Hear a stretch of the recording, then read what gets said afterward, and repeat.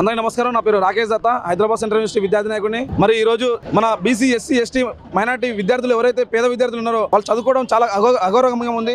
నిజంగా మన తెలంగాణ గవర్నమెంట్ రేవంత్ రెడ్డి గారు, మన మంత్రులు, మన పొంగులేటి శ్రీనివాస్ రెడ్డి గారు బిల్లు వేస్తున్నారు, కానీ మన పేద విద్యార్థులకి మన స్కాలర్షిప్లు మాత్రం వేయట్లేదు.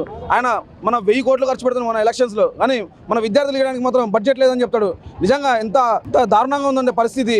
ఈ రోజు ప్రైవేట్ కాలేజ్ యజమాన్యాలు వాళ్ళు సభ నిర్వహిస్తే వాళ్ళ మీద విజిలెన్స్ ఆర్డర్ ఇస్తున్నారు. నిజంగా ఇది చాలా సిగ్గుచేటు తెలంగాణ గవర్నమెంట్. నేను ఒకటే చెప్తున్నాను, మా పేద విద్యార్థులకి ఫీజు రింబర్స్మెంట్ రిలీజ్ చేయండి.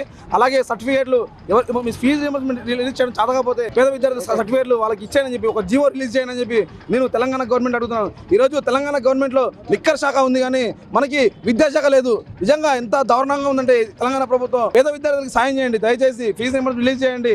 Thank you. ప్రధానంగా పాదయాత్ర ఎక్కడ చేస్తారు? దీనికి ఎవరు సపోర్ట్ చేశారు?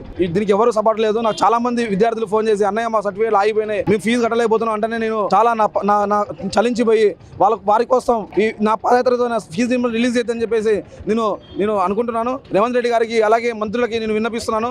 మేము ఫీజు రింబర్స్మెంట్ రిలీజ్ చేయకపోతే నా బలం ఎంత ఉందో విద్యార్థులు ఇక్కడే కాదు రాష్ట్రం మొత్తం ఉంది, మంత్రుల ఇల్లు ముట్టడిస్తామని చెప్పేసి త్వరలో నేను తెలియజేస్తున్నాను.